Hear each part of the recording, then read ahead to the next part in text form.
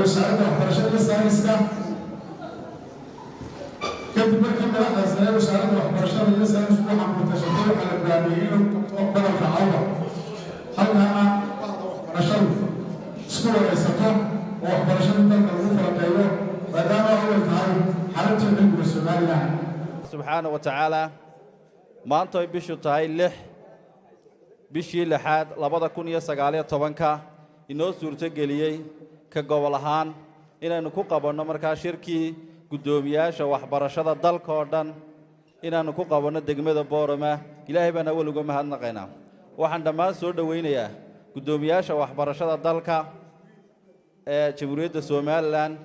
وزير كوزارة وزير كحيان كوزارة وحبرشة يا قاسمة جود يا قاسمة تعليم تصريح وحمات فرحة إن شركي وزارة وحبرشة inaynu ku qabanno degmada Boorama waxay farxad u tahay dhammaan gobolka Awdal ujeedada iyo shirkan waxa laga leeyahay oo dhan waxa si toos ah insha Allah u sheegi doona agaasimaha guud ee wasaaradda waxbarashada laakiin aan waxaan ilaahay waxa farxadaya dhammaan salaadiinta gobolka iyo uqaashaba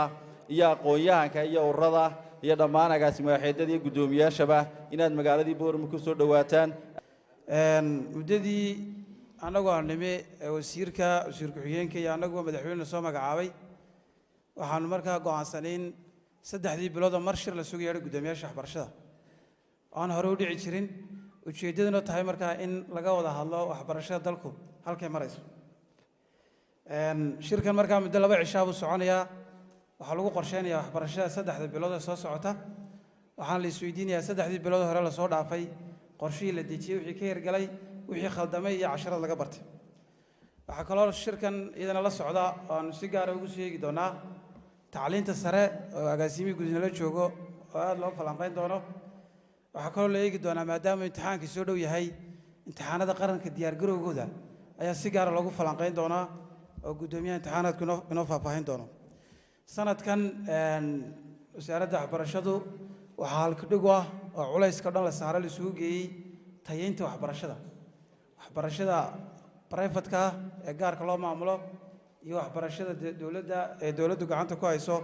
labadaba in la soo gaarsiiyo heerka caalamiga ama standardka caalamka wadamada jaarkeena iyo wadamada caalamkaba ay taagan yihiin waxa la dardargeliyay kormeerka oo ah markaa asaaska lagu ogaado tayeynta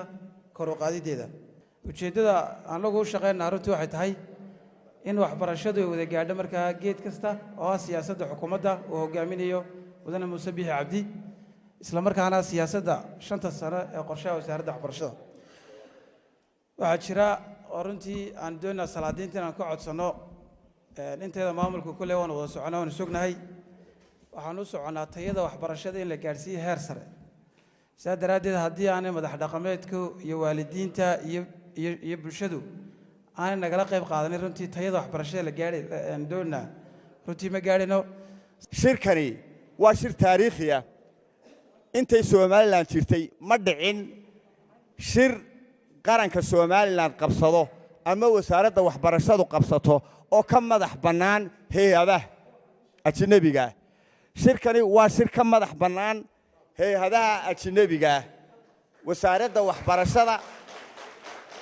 ayaa dhaqaalihiisa iyo maamulkiisa iyo facilitationkiisa wixii soo dhan isaga leh waxayna muujinaysaa iyo taasi arintaas dhinac waxaad moodaa inay ka dabaqayso hadalkii ciidii ay madaxweynuhu yiri oo ahaa aynu ka maarano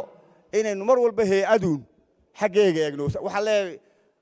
wasaaradda waxbarashadu waaba ku talaabsatayba way ka maarantay hay'adaha ajnabiga ah runtii shirkana waa shirka taariikhiga ah waxa weeye ariyooyaduna saaha u ogaadaan taariikhda Soomaaliland bay gelayaan had iyo jeer kolba hay'adun ba waxa weeye marka halka waxa ka soo baxaya runtii oo loo baahay xataa ariyooyada hor fadhiya inay dareemaan waxa loo baahay marka markuu gobolkiisu ku noqdo inuu maamulkiisa iyo ardaydiisa iyo macallimiintiisaba ka dhaadhiciya in laga maarmi karo hay'adaha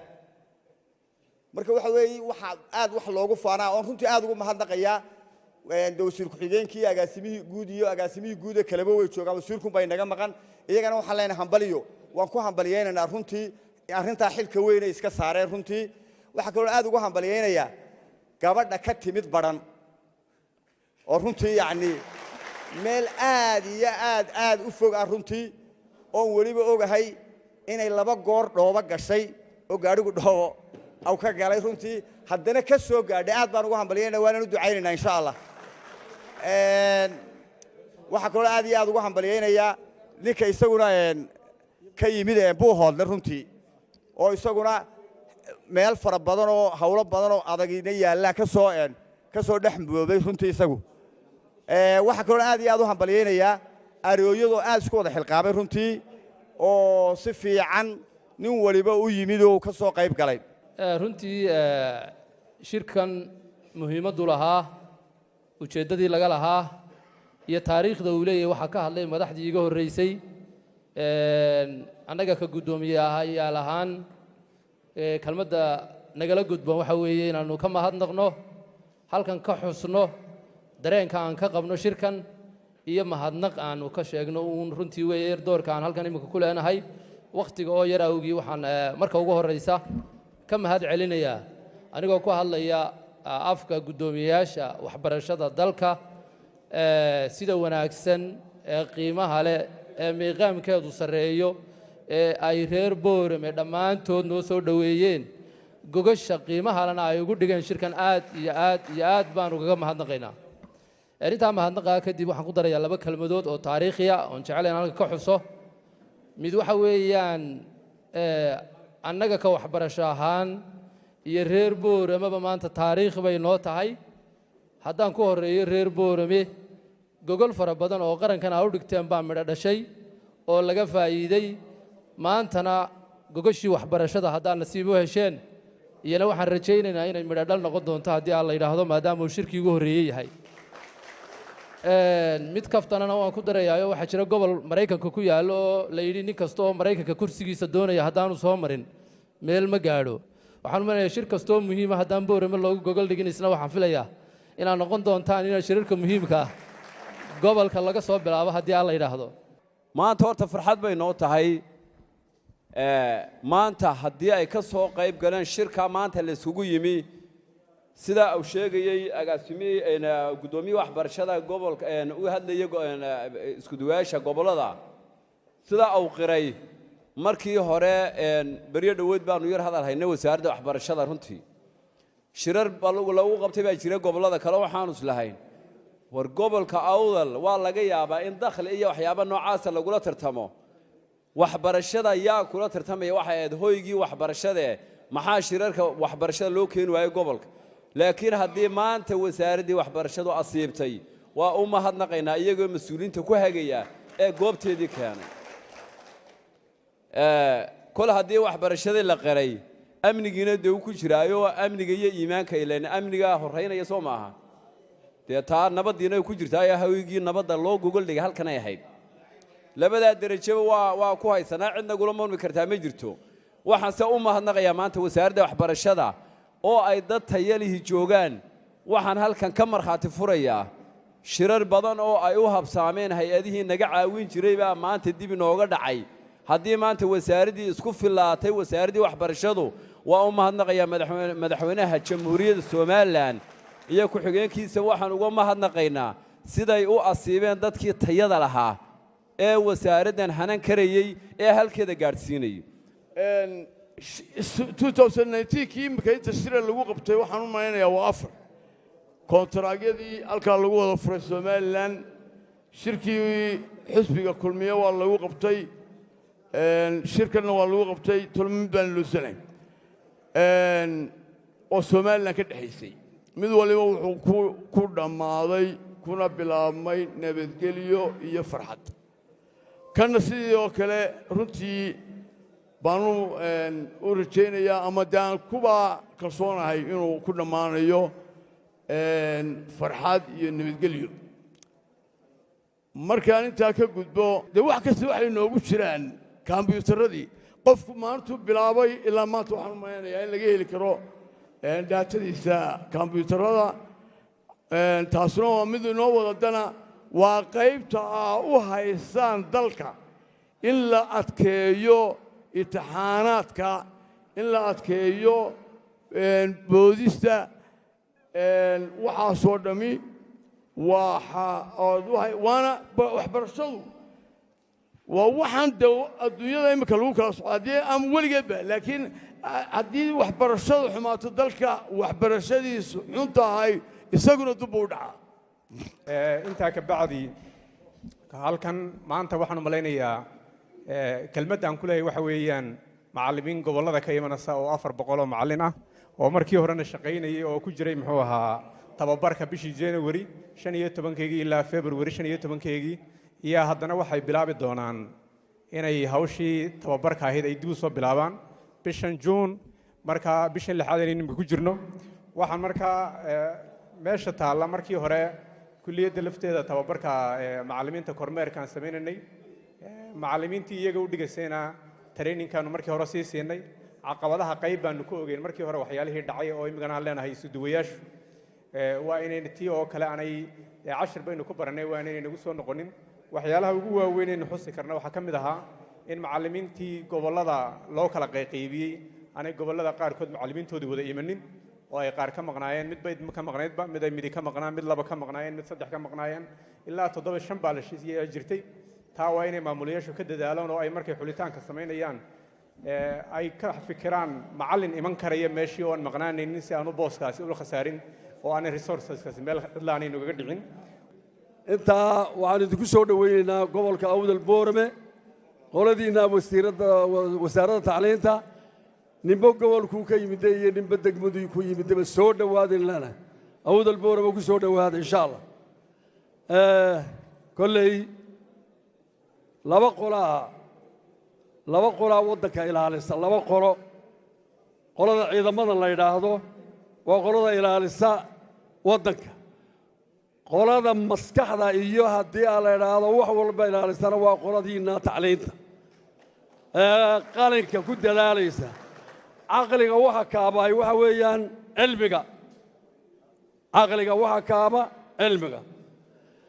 marka insha Allah beerta ad beeraysaan Allah inoo barakeeyaan leenahay waan idin soo dhaweynaynaa aad iyo aad baan sidii horeba loo sheegay inigu soo dhaweynaynaa ibashada aad timaadeen gobolka Awdal gaar ahaan degmada Boorama ee tiraahdeen shirkii u horeeyay ee waxbarashada Soomaaliland isku timaado aan ku qabanno aad iyo aad baan runtii aynu soo dhaweynaynaa xusideena aad iyo aad baan ugu mahadsantahay qoloyin badan baa inaga soo horeeyay kulmiyana halkan inaga soo horeeyayo hoolkan imkaan jirno aan joogno ku qabsaday bal wax badanna waa la iska weydiin doonaa horeysiintan lagu soo horeysiinayo waxba la iska weydiin doonaa haddii la yiraahdo waad soo ku mahadsantihiin haddii aad ku qabateen inta haddaan ka imaado waxaad ka hadlaysaa waa noloshii weeye waa horumarkii waa ulayskii dalkan iyo dadkan maanta waddanka looga inay la wareegaan la doonay wax looga talaya waxaad soo sheegteen xanuunno badan oo maanta hadheeyay waxbarashada oo boodsiinta la boodsiinayo ardayda ay ka mid tahay waxaad soo sheegteen waalidiinta iyo maamulayaasha oo garbinaya ayaad soo sheegteen waxaan filayaa muddadii ugu dambaysay dhowrkii sano ugu dambaysay waxaad xawilayseen ama aad isku daydeen wasaaradda waxbarashada iyo tacliinta sare in ay arrintaa iyada xakamayso aniga laftayda ayay xaafadayda ka dhacday inaan dhalay baa tidhi hebliyi hebla igaa kacay aabbaadna igee inantii waan isku cadhoonnaa ilaa imika inaan dhalay run baan inii sheegaya aabba fadhi baan ku idhi halka hebliyi hebla igaa kacay waxay tegeen maxay bay tegeen marka waxa weeye muhiimaddu waxa weeye waa in la adkeeyo weeye adkayn bay u baahan tahay waxa weeye baqashada laga adkaynaya cid kastoo timaad baa la diidayaa waa la arkaya waxaynay sax yihiin waxda saxda wax kale inii yaala ma jirtay waxa way hawsha adkeeya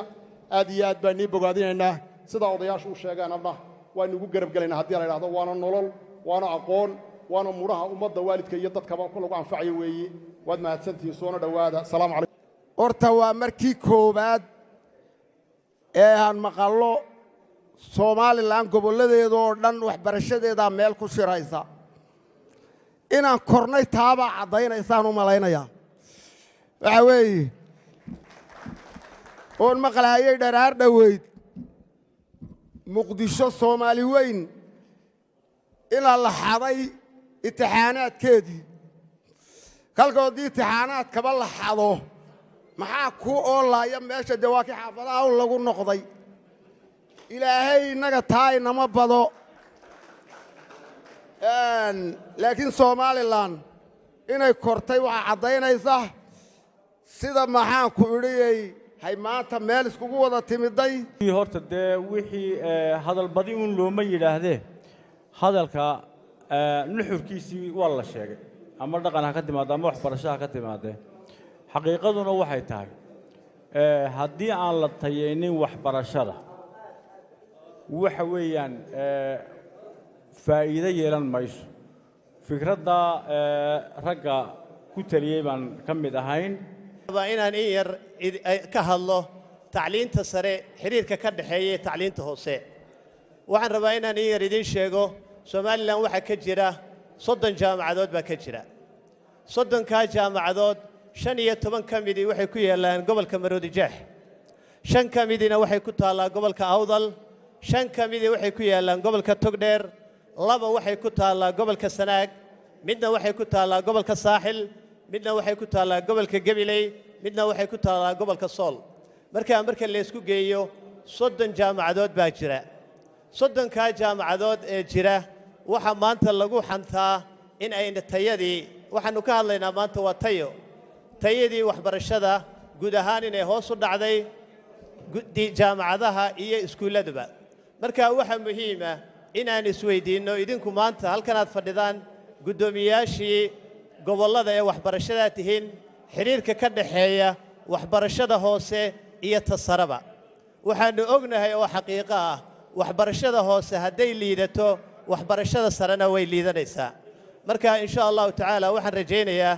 in labada maalmood ee soo socota aad si dhiiba uga hadashaan xiriirka ka dhaxeeya tacliinta sare iyo tacliinta hoose haddii la tayeeyo tacliinta hoose hadda waxa imanaya arday dhisan oo dhinac walba ka dhisan oo ka dhisan dhinacii aqliga oo ka dhisan dhinacii cilmiga dhinac walba arday ka dhisan baa hadda imaanaya jaamacadaha marka in la tayeeyo aqoontiisa habku wax u dhigayo iyo Allahumma salli ala Muhammad sidoo wax u gudbinayo iyo sidoo ardaygiisa u aasas gareynayo u qiimeynayaba inuu noqdo aqoonta caalamka ee maanta aynu caalamkeenu joogno hababka wax loo dhigo macallin fahansan oo soo saara arday la mid ah ardayda kale dunida ku nooli waxyaalahaasi ay bartaan imika iyo hababka ay u bartaan lana jaan qaadi kara tiknoolajiyada iyo horumarka caalamka ka socda marka macallin caynkaas ayaa u siyaasada maxay xukuumadda siyaalihii lagu gaari lahaana way socotaa oo ay ka mid tahay kulliyadda tababarka macallimiinta oo imika maxay dhisan qaybteedii dhulkana maxay loo helay oo boardingkii macallimiintu ay galayeen muddada ay dhiganayaan la wado waxa kale qodobka kale ee tayeenta waxbarashada lafdhabarta waxa weeye curriculumka iyo imtixaanaadka waayo qofka amba maxay dal waliba manhajkiisu qayb uu ka qaataa qofka la soo saarayo waxaynu doonaynaa manhaj xooga saara amba qayb libaax ay ka tahay farsamada qacantu waayo maanta maxay farsamada qacantu waa waxyaalaha dalkeena aadka loogu baahan yahay marka manaahijteena kala duwan inay maxay farsamada qacantu ay qayb ka noqoto waxbarashada sare iyo tamaxayday hoose dhaxda waxaynu doonaynaa maxay manhajkeenu inuu soo saaro arday critical thinking le oo Allahumma salli ala Muhammad buuga wuxuu ka akhriyo unaan koobi gareyne laakiin maskaxdiisu ay maxay ahayday waxa la yiraahdo awoodda critical thinking le oo maskaxdiisu ay maxay wax isweydiinayso waxna ay ikhtiraacay karto qodobka kale lagu tayeenayo waxbarashada waxa kamid ah fulinta shuruucda waxbarashada u dejisan sida xeerka waxbarashada qaranka allahumma salli ala maxamed xeer nidaamyaha dugsiyada gaarka loo yahay xeer nidaamyaha soo waajibinaya ambay maxay ahayd sheegaya sida wasaaradda waxbarashada iyo dugsiyada gaarka leeyahay u wada shaqeynayaan hadday tahay allahumma salli ala maxamed goobahay wax ku barayaan manhajkay dhigayaan waqtiyada fasaxa galayaan macallimiinta waxa macallimiinta dugsiyadana ka dhiga waxa weeye xeer nidaamyahaasi waxyaalo u jideynaya waxa kamid ah in macallinku laysan qaato oo macallin aan laysan lahayn aanu ardaygeeni maxay wax barin waayo imika allahumma salli ala maxamed marka dhakhtar la joogo dhakhtarku waa inuu laysan qaato oo qofkii xanuunsanaya daweynaya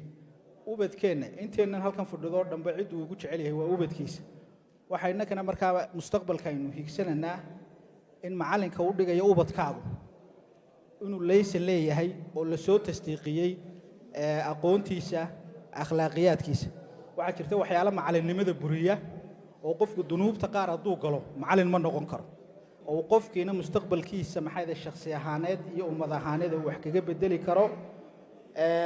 imika matalanba habka maxay imtixaanka aynu u qaadno waxa weeye gobolada jaarkeena imika maxay ahayd waxa ka socda reforma ka socda oo imika matalanba Kenya oo kale sanadka soo socda waxa la tijaasinaya hab competency based exam oo maxay ahayd marka inakuna habkaynu allahumma salli ala maxamed oo ga qaadno dadka imtixaanka casriyeyn iyo maxay ahayd wuxuu u baahnaanaya mustaqbalka in isbedel lagu sameeyo reform waxa jira dalalka qaarkood imika caalamka ku yaala ardayga imtixaan qoraalaba laga ma qaado marka waxa weeye imtixaan isku dhex jira oo qofka maxay ahayd awoodiisa kala duwan tijaabinaya ayaan mustaqbalka higsanana waxaan si gaar ah ugu mahadnaqayaa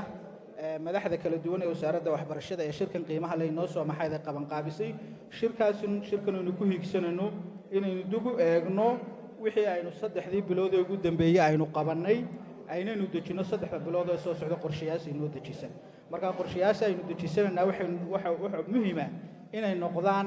qaar realistic oo achievable qaar aynu gaari karno oo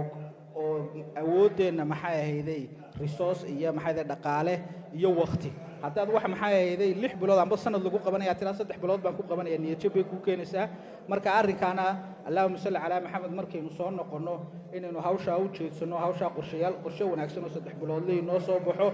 ayaa muhiim ah shirkiina uu inoo furan yahay marti sharafta iyo salaadiinta iyo maxay ahayd shacabweynaha maxay ahayd degmada Boorama aad baan ugu mahadnaqayaa.